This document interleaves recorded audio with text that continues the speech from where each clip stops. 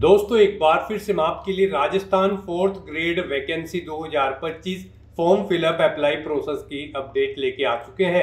कैसे आप Rajasthan 4th class employ चतुर्थ श्रेणी कर्मचारी का फॉर्म अप्लाई कर सकते हो। 53,749 वैकेंसीज निकली हुई है जिनके लिए आपसे ऑनलाइन आवेदन पत्र मंगाए जा रहे हैं। ऑल ओवर इंडिया से, अदर स्टेट से भी कैंडिडेट फॉर्म अप्लाई कर सकते हैं। OTR रजिस्ट्रेशन की भी हम आपको इसमें कंप्लीट जानकारी दिखाएंगे कि कैसे आप फीस पेमेंट करते हुए अपना OTR रजिस्ट्रेशन कर सकते हो, कैसे आप OTR रजिस्ट्रेशन में अपनी eKYC कर सकते हो। पूरी जानकारी आपको इस वीडियो में दी जाएगी। साथ ही साथ यहाँ पर हम आपको ये भी बता दें कि ऑनलाइन फॉर्म फिल करते समय आपको कोई भी ऐसी गलती या फिर मिस्टेक नहीं करनी होगी जिसको करने से आपके फॉर्म रिजेक्ट हो सकते हैं। अप्लाई करते समय आपको कुछ महत्वपूर्ण बातों का भी ध्यान रखना होगा, तभी आपके फॉर्म सक्सेसफुली सबमिट होंगे। और अप्लाई करते समय आपको फोटोग्राफ, सिग्नेचर, डॉक्यूमेंट कैसे और कितने केबी में अपलोड करने होंगे, कैसे अप्लाई करते समय आप अपनी क्वालिफिकेशन की डिटेल दोगे, कैसे आप डिपार्टमेंट प्रेफरेंस सेट करोगे। तो कंप्लीट जानकारी के लिए आपको ये video step by step and तक देखनी होगी। इसको पूरा देखने पर ही आपके सभी सवाल और डाउट क्लियर होंगे। तो चलिए दोस्तों, बिना कोई वक्त गंवाए शुरू करते हैं Rajasthan 4th grade vacancy 2025 form fill up की पूरी जानकारी। फॉर्म भरने से पहले आपको हमारी वेबसाइट IND सरकारी नौकरी के इस पेज पर विजिट करना होगा, जिसका लिंक आपको नीचे description plus first comment box में मिल जाएगा। और हमारे इस पेज पर विजिट करके आप यहां से राजस्थान 4th ग्रेड वैकेंसी का फॉर्म अप्लाई कर सकते हो। राजस्थान स्टाफ सिलेक्शन बोर्ड की ओर से 4th क्लास एम्प्लॉय चतुर्थ श्रेणी कर्मचारी के लिए 53,749 वैकेंसीज निकली हुई है। इसके लिए आवेदन करने के लिए यहाँ पर 19 अप्रैल 2025 लास्ट डेट है। केवल यहाँ पर 6 दिन शेष रह गए हैं आवेदन करने के। आप जल्द से जल्द अपना फॉर्म अप्लाई कर ले, कहीं मौका हाथ से छूट न जाए। 10वीं पास अप्लाई कर सकते हैं। 18 से 40 वर्ष आयु सीमा है। 600 रुपये और 400 रुपये रजिस्ट्रेशन फीस है। ऑनलाइन अप्लाई कर सकते हो। राजस्थान जॉब लोकेशन है, ऑल इंडिया से ऑनलाइन कर सकते हो। sso.rajasthan.gov.in इसकी ऑफिशियल वेबसाइट है जिससे आप ऑनलाइन अप्लाई कर सकते हो। इंपोर्टेंट लिंक सेक्शन के अंतर्गत नोटिफिकेशन लिंक पर क्लिक करके आप इसकी ऑफिशियल PDF डाउनलोड कर सकते हो। इसमें आपको कंप्लीट जानकारी दे दी गई है।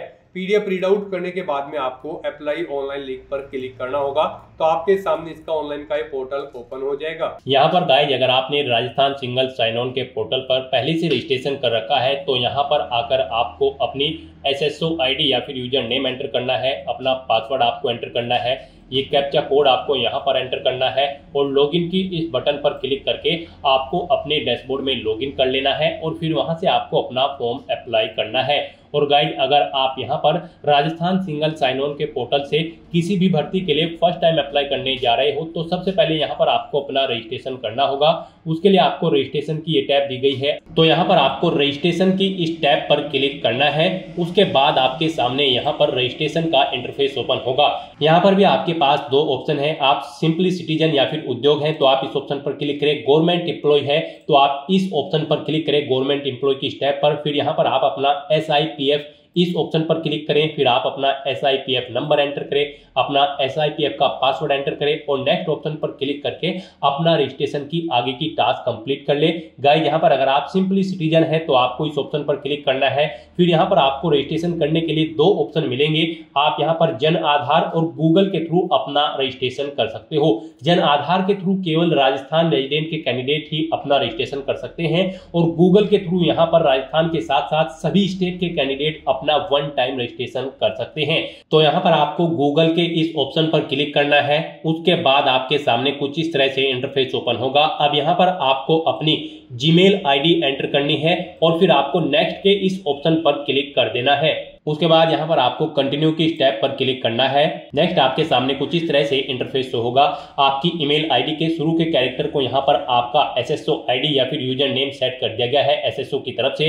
अगर इसमें आप चेंज करना चाहते हैं तो आप अपने अकॉर्डिंग ABCDXYZ कुछ भी आप इसमें चेंज कर सकते हो। और फिर यहाँ पर अगर ये ग्रीन कलर में है तो यानी कि ये यूजर नेम अवेलेबल है, और अगर ये रेड कलर में होगा और यहाँ पर क्रॉस का निशान होगा तो फिर ये अवेलेबल नहीं होगा। आपको उसमें कुछ चेंज करना होगा और अपने अकॉर्डिंग यहाँ पर आपको अपना यूजर नेम सेट कर लेना है। उसके बाद यहाँ पर आपको अपना पासवर्ड एंटर करना है। गाइस यहाँ पर आपका पासवर्ड 8 से 30 कैरेक्टर के बीच में होना चाहिए। यहाँ पर आपको पासवर्ड की गाइडलाइन दी गई है। इस गाइडलाइन के अकॉर्डिंग आपको अपना पासवर्ड यहाँ पर रेडी करना है।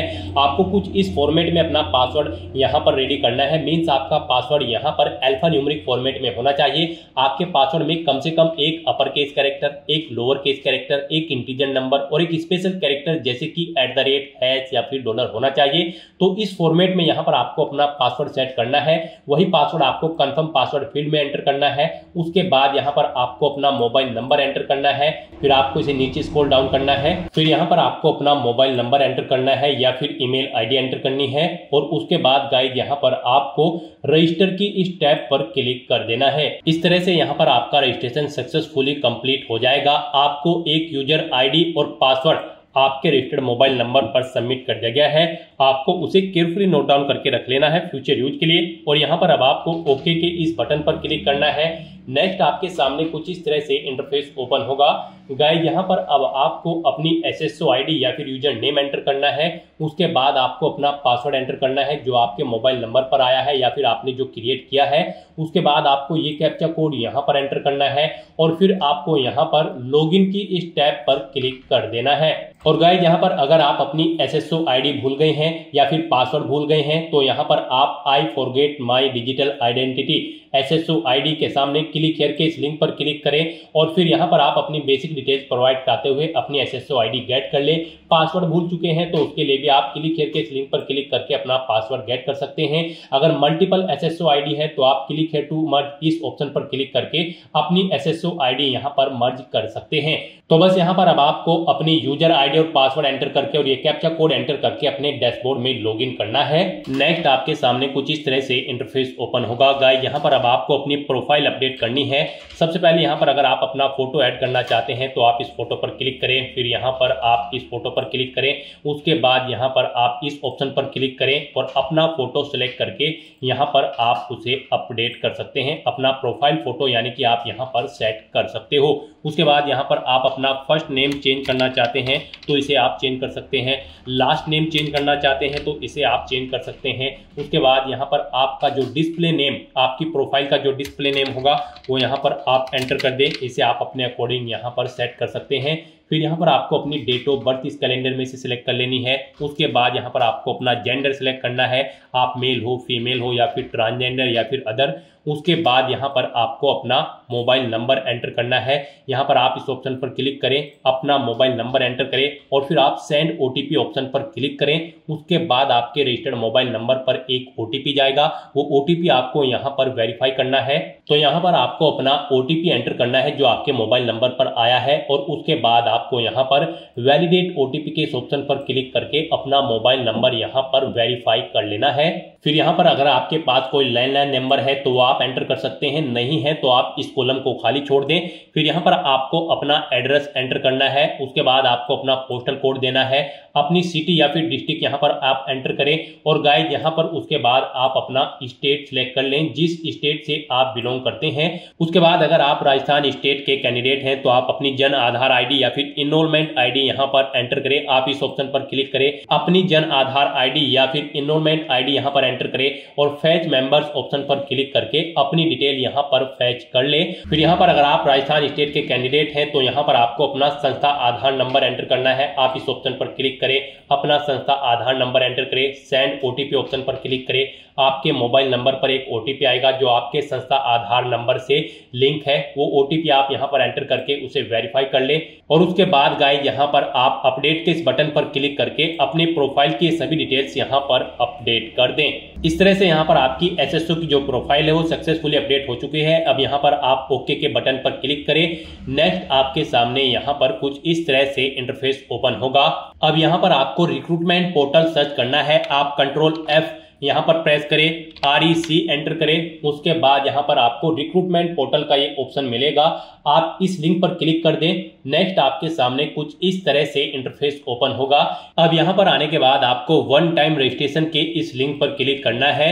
उसके बाद आपके सामने यहाँ पर कुछ इस तरह से इंटरफेस ओपन होगा। अब यहाँ पर आपको अपने वन टाइम रजिस्ट्रेशन की डिटेल प्रोवाइड करनी है। अब यहाँ पर आपसे सबसे पहले पूछा गया है कि क्या आप राजस्थान स्टेट के निवासी हैं, अगर हैं तो यस करें। और फिर यहाँ पर आप अपनी जन आधार या फिर एक्नॉलेजमेंट आईडी एंटर करके फैच मेंबर ऑप्शन पर क्लिक करें और अपनी डिटेल यहाँ पर फैच कर ले।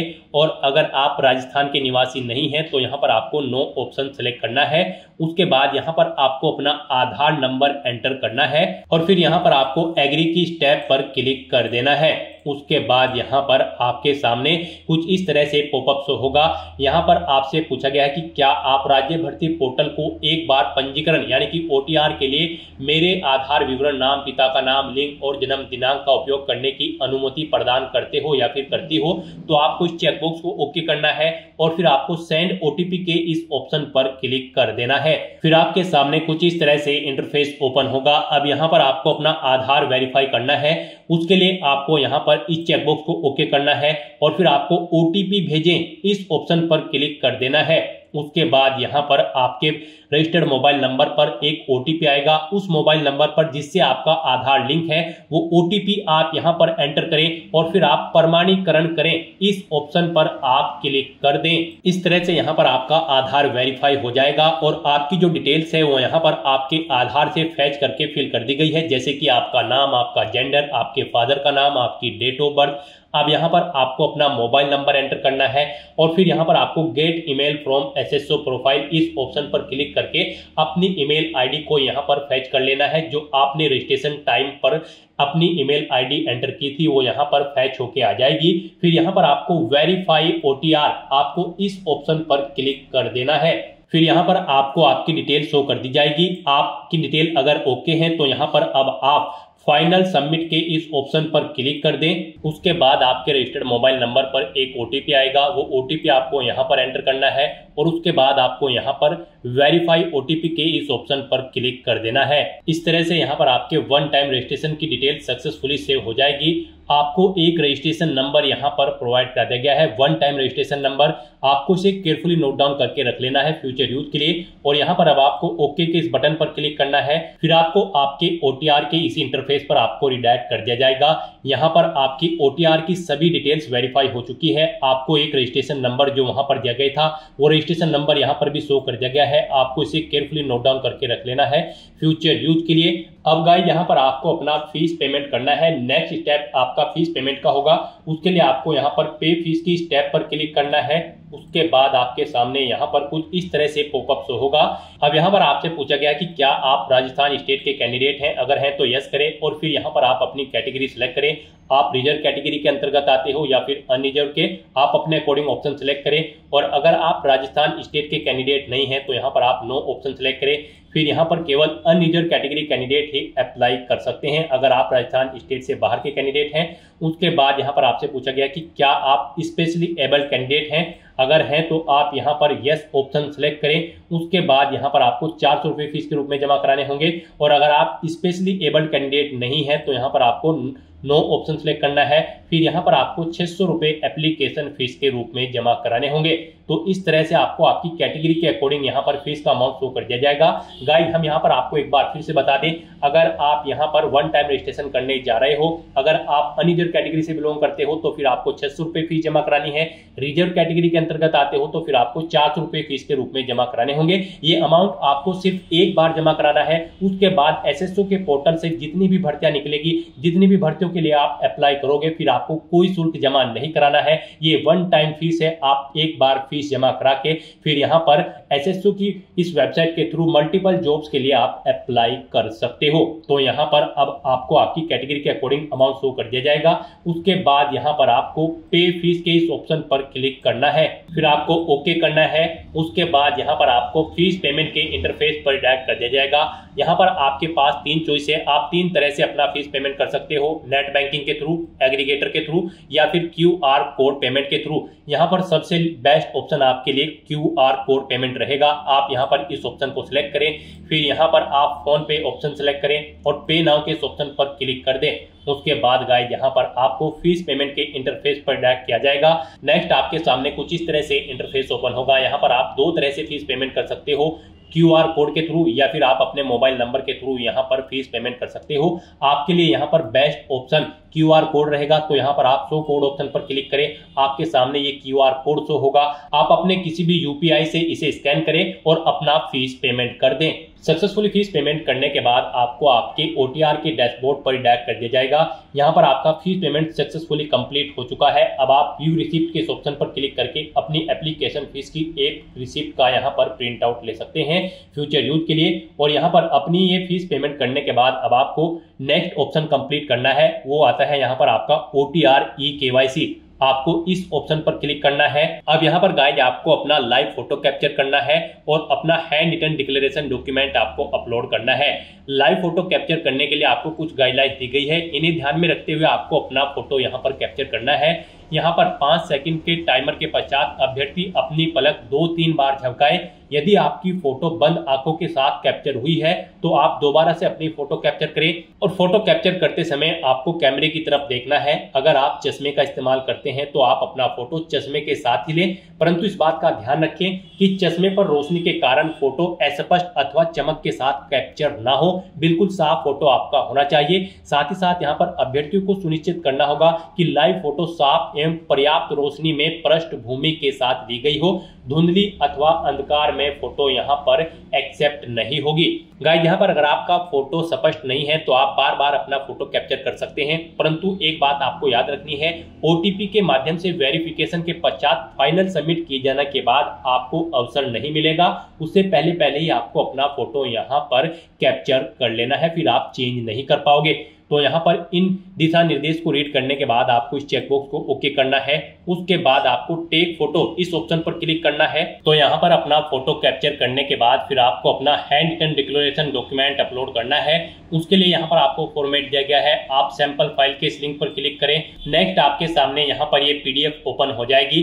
गाइस यहाँ पर आपको इस PDF का एक हार्ड कॉपी प्रिंट आउट ले लेना है और उसके बाद आपको उस हार्ड कॉपी प्रिंट आउट पर अपना नाम मेंशन करना है, अपने फादर का नाम मेंशन करना है, अपनी डेट ऑफ बर्थ देनी है, यहाँ पर आपको अपने हस्ताक्षर करने हैं और उसके बाद आपको ये कंप्लीट डाटा फिर यहाँ पर मेंशन कर देना है अपने हाथ से ब्लू इंक पेन से। और उसके बाद यहाँ पर आपको अपने सिग्नेचर कर देने हैं। फिर ऐसे ही आपको यहाँ पर इंग्लिश में भी अपनी राइटिंग देनी है। उसके लिए यहाँ पर आपको इंग्लिश का परफॉर्मा दिया गया है। यहाँ पर भी आने के बाद आपको फिर अपना नाम एंटर करना है इंग्लिश में, अपने फादर का नाम एंटर करना है इंग्लिश में, अपनी डेट ऑफ बर्थ देनी है और फिर यहाँ पर आपको अपने सिग्नेचर करने हैं। और उसके बाद आपको ये कंप्लीट डाटा फिर अपने हैंड से ब्लू इंक पेन से आपको फिर दोबारा से इंग्लिश में यहाँ पर राइट कर देना है। उसके बाद गाइस यहाँ पर आपको अपनी SSO ID एंटर करनी है, अपना OTR वन टाइम रजिस्ट्रेशन का जो नंबर आपको मिला है वो रजिस्ट्रेशन नंबर यहाँ पर आपको एंटर करना है, अपना परमानेंट एड्रेस आपको यहाँ पर मेंशन कर देना है और यहाँ पर आपको अपने सिग्नेचर कर देने हैं। इस तरह से आपको अपना ये हैंड रिटन डिक्लेरेशन डॉक्यूमेंट तैयार कर लेना है और फिर इसका आपको फोटो खींचकर अपने कंप्यूटर में सेव कर लेना है, यानी कि इसकी एक सॉफ्ट कॉपी। और फिर आपको अपना वो डॉक्यूमेंट यहाँ पर अपलोड करना होगा। यहाँ पर आपका ये डॉक्यूमेंट PDF फॉर्मेट में होना चाहिए, साइज उसका 100 से 200 KB के बीच में होना चाहिए। तो यहाँ पर आपको चूज फाइल बटन पर क्लिक करना है, फाइल को सिलेक्ट करना है और अपना ये हैंड रिटन डिक्लेरेशन डॉक्यूमेंट यहाँ पर अपलोड कर देना है। गाइस हम आपको सैंपल के तौर पर दिखा रहे हैं, कुछ इस तरह से यहाँ पर आपको अपना हैंड रिटन डिक्लेरेशन डॉक्यूमेंट तैयार करना है और फिर इसे आपको अपलोड कर देना है। अपना फोटो अपलोड करने के बाद और हैंड रिटन डिक्लेरेशन अपलोड करने के बाद अब आपको सबमिट eKYC की इस टैब पर क्लिक करना है। उसके बाद में आपको इन चेक बॉक्सेस को ओके करना है और सेंड OTP की टैब पर क्लिक कर देना है। एक OTP आपके मोबाइल नंबर और ईमेल एड्रेस पर सबमिट किया गया है, वो OTP आपको इस बॉक्स में एंटर करना होगा और फाइनल सबमिट की इस टैब पर क्लिक कर देना होगा। इस तरह से आपकी OTR eKYC कंप्लीट हो चुकी है। तो यहाँ पर अब आपके तीनों स्टेप कंप्लीट हो चुके हैं, आपकी प्रोफाइल यहाँ पर अपडेट हो चुकी है, फीस पेमेंट आप कर चुके हो, अपनी eKYC आप कंप्लीट कर चुके हो। अब यहाँ पर आकर आपको होम के इस लिंक पर क्लिक कर देना है। उसके बाद यहाँ पर आपको आपके डैशबोर्ड में डायरेक्ट कर दिया जाएगा। यहाँ पर आने के बाद आपको ऑनगोइंग रिक्रूटमेंट सेक्शन में आना है और यहाँ पर आपको class 4 employee direct recruitment 2024 RSSB के सामने अप्लाई नाउ के इस लिंक पर क्लिक कर देना है। उसके बाद आपके सामने कुछ इस तरह से इंटरफेस ओपन होगा। अब यहाँ पर आने के बाद आपको क्लास 4 की इस टैब पर क्लिक कर देना है। फिर यहाँ पर आपके सामने कुछ इस तरह से इंटरफेस शो होगा। यहाँ पर आपसे आपका OTR डाटा रिव्यू आपको दिया गया है। आप ये डाटा यहाँ पर कंफर्म करें। अगर अपडेट करना चाहते हैं तो आप अपडेट के बटन पर क्लिक करके अपडेट कर सकते हैं। सभी चीजें ओके हैं तो यहाँ पर अब आप प्रोसीड की इस टैब पर क्लिक करें और उसके बाद यहाँ पर आपके सामने कुछ इस तरह से इंटरफेस ओपन हो जाएगा। यहाँ पर आपका एप्लीकेशन फॉर्म स्टार्ट हो चुका है। कुछ चीजें यहाँ पर आपको ऑटोमेटिकली फीड मिल गई है जो आपके रजिस्ट्रेशन टाइम पे आपने प्रोवाइड कराई थी, वो यहाँ पर आपको कुछ चीजें ऑटोमेटिकली फीड मिल गई है। अब यहाँ पर आने के बाद बस आपको अपनी माता का नाम यहाँ पर एंटर करना है। फिर यहाँ पर आपको अपनी श्रेणी सिलेक्ट कर लेनी है, आप किस श्रेणी से बिलोंग करते हैं। राजस्थान स्टेट से अलग कैंडिडेट अगर अप्लाई करते हैं तो केवल जनरल कैटेगरी कैंडिडेट अप्लाई कर सकते हैं। फिर यहाँ पर अगर आप विशेष दिव्यांगजन श्रेणी के अंतर्गत आते हैं तो यहाँ पर आप ऑप्शन सिलेक्ट करें किस दिव्यांगजन श्रेणी के अंतर्गत आप आते हैं। नहीं आते हैं तो यहाँ पर आप नॉट एप्लीकेबल ऑप्शन सिलेक्ट कर लें। उसके बाद यहाँ पर आपको उप विशेष दिव्यांगजन श्रेणी सिलेक्ट करनी है अगर आप दिव्यांगजन श्रेणी के अंतर्गत आते हो। उसके बाद यहाँ पर आपको अपनी श्रेणी का प्रमाण पत्र संख्या देनी होगी और फिर आपको बताना होगा कि क्या आपको स्रोत लेखक की आवश्यकता है। अगर है तो यहाँ पर आप स्वयं उसकी प्रबंध करेंगे या फिर विभाग को उसका प्रबंध करना है, यहाँ पर आपको ऑप्शन मिल जाएगा।